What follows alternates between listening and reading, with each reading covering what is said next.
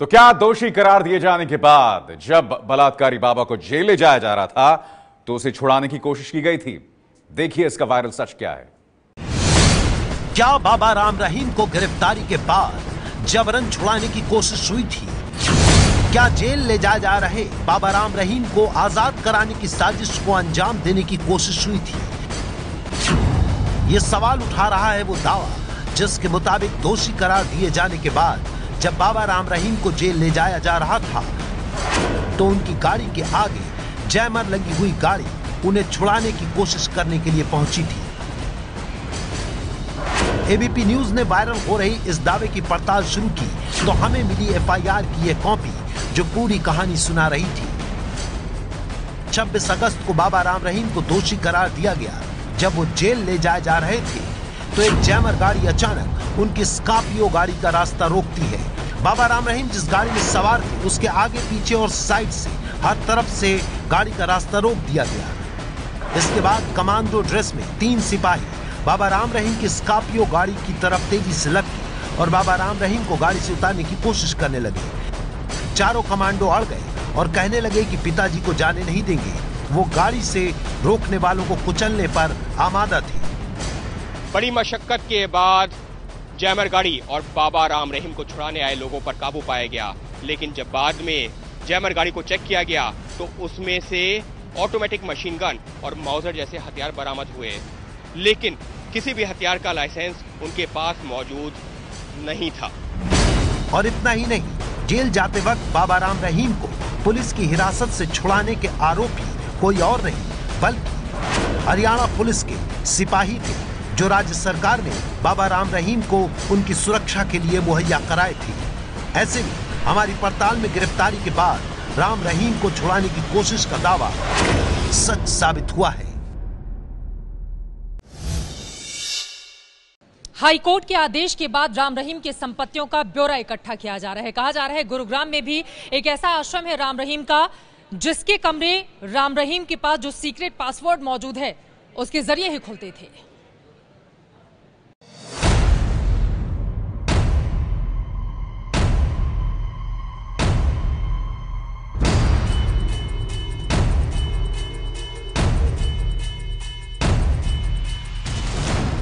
गुरुग्राम के इस आश्रम के दरवाजे बंद हैं और गेट पर स्टील का ये बड़ा सा ताला लटका हुआ है। गेट पर बाहर ही राम रहीम की फिल्म का एक पोस्टर लगा हुआ है। हमारी संवाददाता श्रेया बहुगुणा जब डेरा सच्चा सौदा के इस आश्रम में पहुंची तो वहां बिल्कुल सन्नाटा पसरा हुआ था।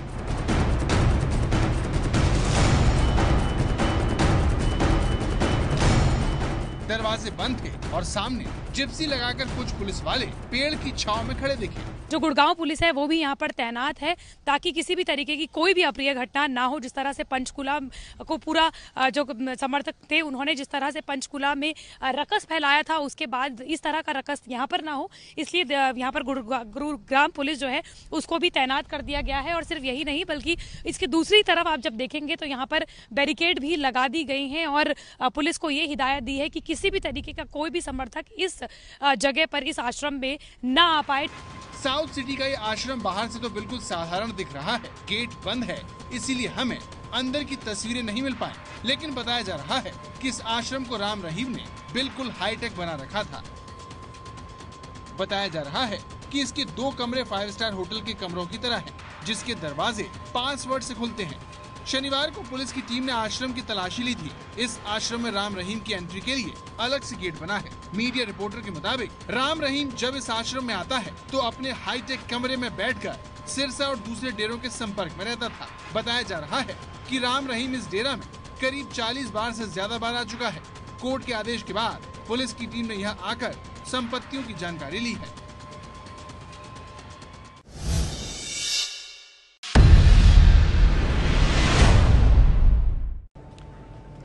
आज एक सजा सबक की तरह सामने आई। सबक उनके लिए जो ताकत के नशे में खुद को खुदा समझते हैं। सबक उनके लिए जो इज्जत आबरू लूटने को खेल समझते हैं।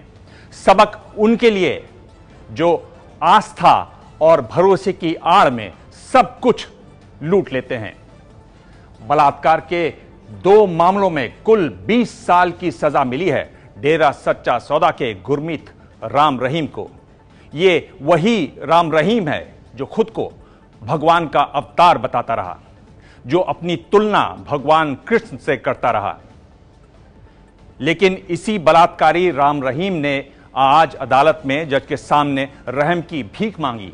वो फूट फूट कर रोया, गिड़गिड़ाया, लेकिन उसे उसके किए की सजा मिली।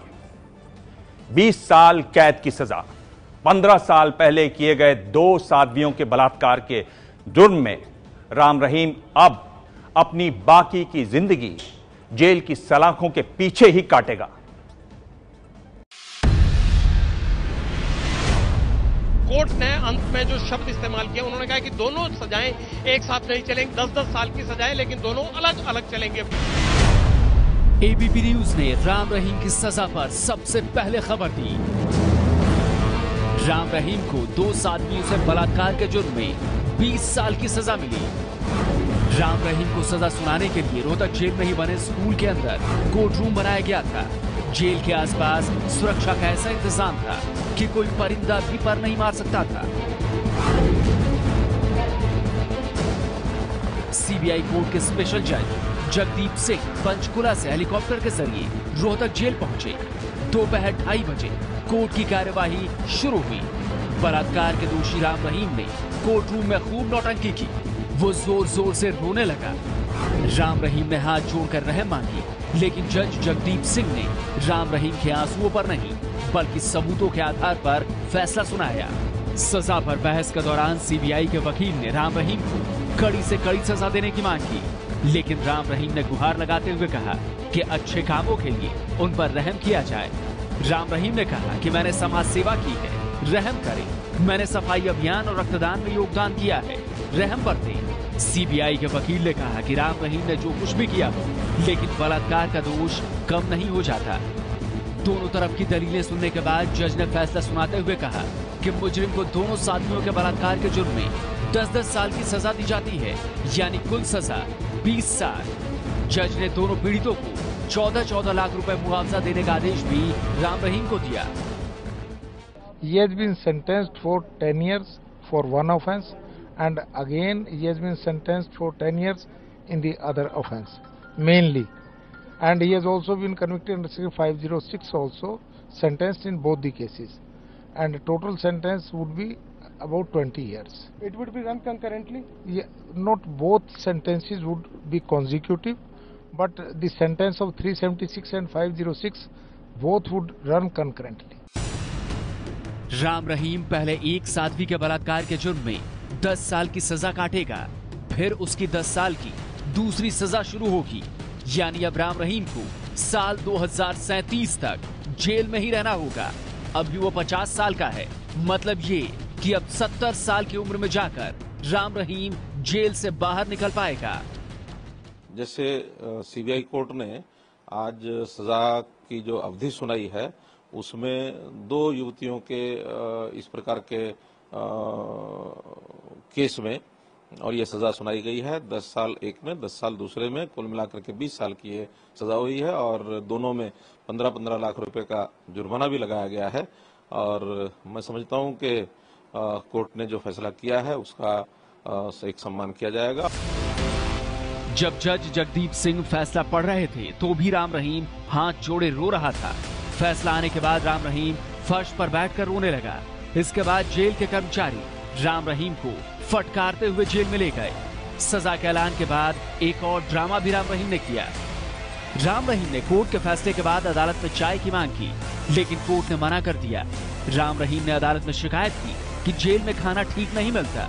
इस पर जज ने कहा कि जो बाकी कैदियों को मिलता है वही मिलेगा।